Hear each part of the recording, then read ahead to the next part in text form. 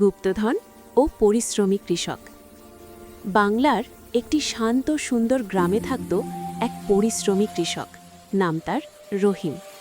অভাব অনটন থাকা সত্ত্বেও রহিম ছিল খুবই সৎ আর মন মানসিকতায় ছিল খাঁকি মানুষ। প্রতিদিন ভোরের আলো ফুটতেই সে মাঠে চলে যেত, জমি চাষ করত, বীজ বপন করত আর খেটে খেটে চেষ্টা করত নিজের পরিবারকে সুখে রাখতে। কিন্তু গত কয়েক বছর ধরে তার জমিতে ঠিকমতো ফসল ফলছিল না।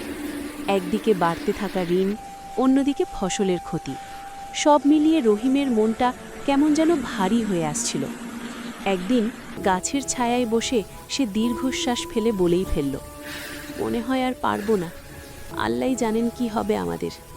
সেদিন রাতে ঘরে ফিরে পুরনো কিছু জিনিস খুঁজতে খুঁজতে সে এক অদ্ভুত কাঠের বাক্স পেয়ে গেল।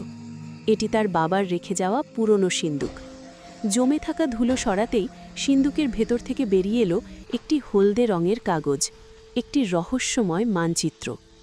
চারদিকে কিছু চিহ্ন আর মাঝখানে লেখা গুপ্তধনের মানচিত্র। রহিমের চোখ যেন মুহূর্তে উজ্জ্বল হয়ে উঠল। সে ভাবল, এই গুপ্তধন পেলেই তো আমাদের সব অভাব দূর হয়ে যাবে। পরদিন ভোরবেলা থেকেই সে হাতে কোদাল নিয়ে মানচিত্রে দেখানো স্থানগুলোতে খনন শুরু করল। কখনো মাঠের পশ্চিম দিকে, কখনো উত্তর কোণে। মানচিত্রে দেখানো প্রতিটি চিহ্নের নিচে সে খুঁড়েই যেতে লাগল। ঘণ্টা ঘণ্টা পরিশ্রম, ঘাম, ধুলো, কিন্তু গুপ্তধনের সামান্য চিহ্নও নেই। দিন যায়, রাত যায়, রহিমের খনন চলতেই থাকে। প্রতিদিন সে আরও ক্লান্ত, আরও হতাশ হয়ে পড়ে। একসময় সে নিজেই ভাবতে লাগল, মানচিত্রটি কি সত্যিই সত্যি, নাকি কেউ মজা করে রেখে গেছে। এমন সময় গ্রামের বয়োজ্যেষ্ঠ হাফিজ চাচা সেখান দিয়ে যাচ্ছিলেন। রহিমের অবস্থা দেখে তিনি জিজ্ঞাসা করলেন, বাবা, কি খুঁজছ এতদিন ধরে? রহিম সব ঘটনা খুলে বলল। হাফিজ চাচা মৃদু হেসে বললেন, হয়তো তুমি ভুল জায়গায় গুপ্তধন খুঁজছ রে। জমিই তো মানুষের আসল ধন। মাটি যদি ভালোবাসা পায়, পরিশ্রম পায়, তাহলে সে সোনা ফলাবে।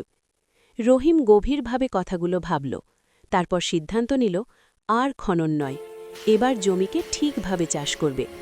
দিন রাত পরিশ্রম করে সে জমি প্রস্তুত করল, চলনসই সার ব্যবহার করল, নিয়মিত পানি দিল, পোকামাকড় থেকে রক্ষা করল। মাটি যেন তার নিজের সন্তানের মতো যত্ন পেল। দিন যায়, সপ্তাহ যায়, ফসলগুলো ধীরে ধীরে বড় হতে লাগল।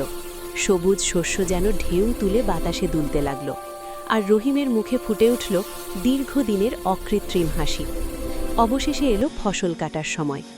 রহিমের জমিতে এত বেশি ফসল হলো যে গ্রামের সবাই অবাক হয়ে গেল।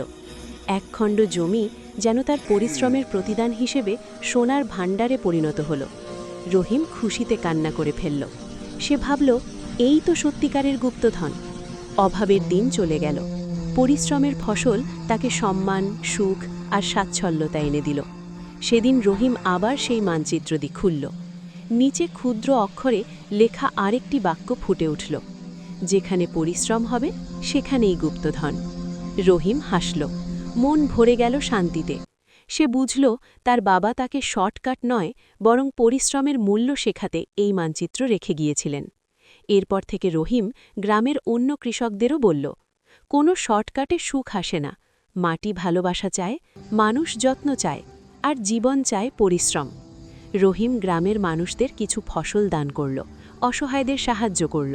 তার সৌজন্য, সদয়তা আর পরিশ্রম তাকে সবার চোখে আদর্শ মানুষে পরিণত করল।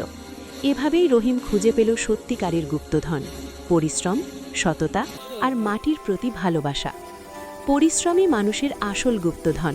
যেখানে মেহনত আছে, সেখানেই সাফল্যের আলো।